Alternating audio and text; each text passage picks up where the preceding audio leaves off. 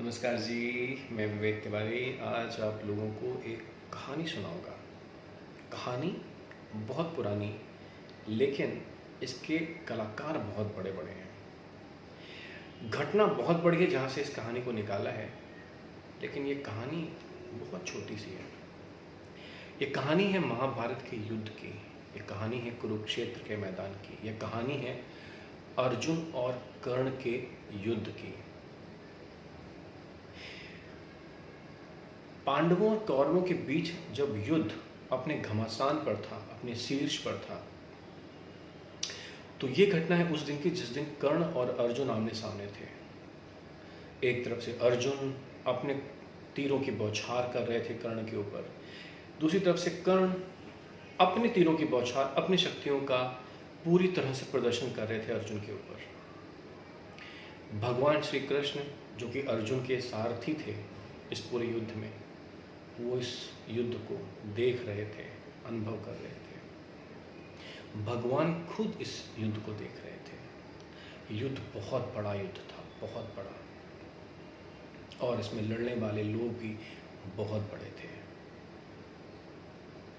अर्जुन जब अपनी शक्ति का प्रहार करते थे कर्ण के ऊपर, अर्थात जब वो अपना तीर अर्जुन पर चलाते थे, तो कर्ण का रथ अपनी जगह से, अगर आज की हम भाषा में बात करें तो करीबन 25-30 फीट पीछे चला जाता था। जब अर्जुन का तीर कर्ण के रथ पर लगता था। लेकिन कर्ण भी कुछ कम नहीं थे। कर्ण भी अर्जुन पर पूरी क्षमता और शक्ति के साथ प्रहार करते थे।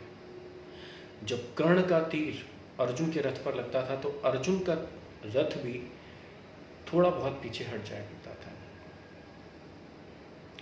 जब युद्ध खत्म हुआ और अर्जुन के मन में एक प्रश्न आ रहा था जो भगवान से पूछना चाहते थे, श्री कृष्ण से। उन्होंने पूछा कि प्रभु, जब मैं कर्ण पे प्रहार करता था और कर्ण का रथ हवा में पंख की भांति 25-30 फीट पीछे चला जाता था, यानी कि जब कर्ण का रथ इतना पीछे चला जाता था जैसे कि हवा में पंख लहराता है, और कर्ण के तीर से मेरा रथ थोड़ा बहुत ही पीछे होता था, किंतु इसके बाद भी आपने मेरी प्रशंसा नहीं करी। आपने सिर्फ कर्ण की ही प्रशंसा करी और उसका ही प्रोत्साहन किया और उसका ही उत्साह बढ़ाया। ऐसा क्यों प्रभु?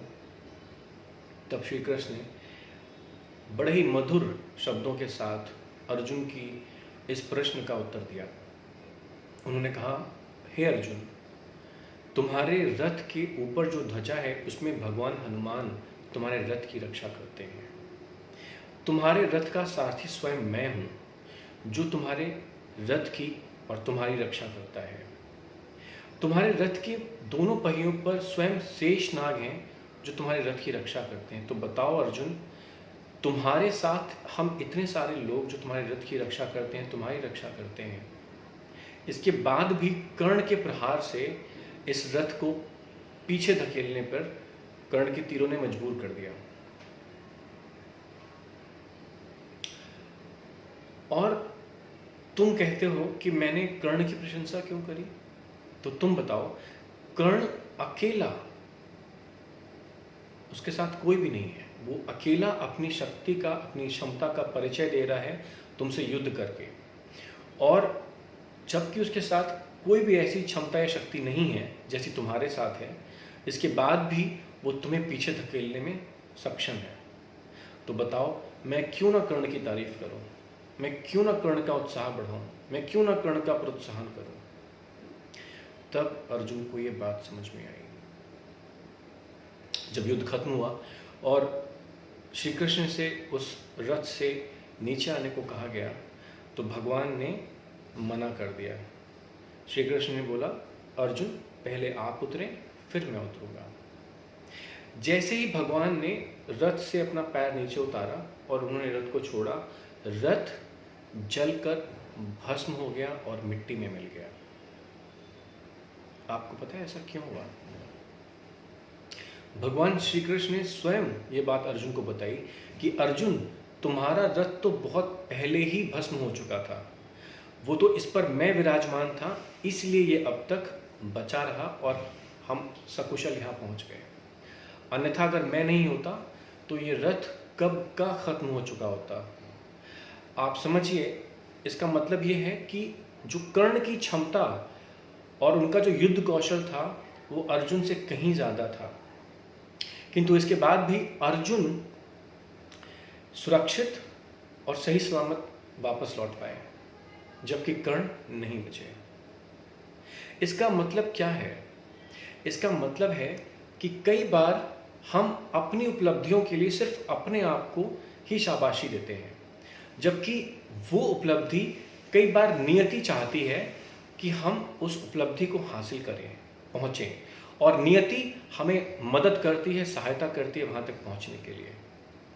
इसलिए दोस्तों, अगर ज़िंदगी में, जीवन में आप कभी भी कुछ बहुत अच्छा पा लें तो सिर्फ अपने आप को उसके लिए वो तारीफ़ें मत दें, शाबाशियाँ मत दें।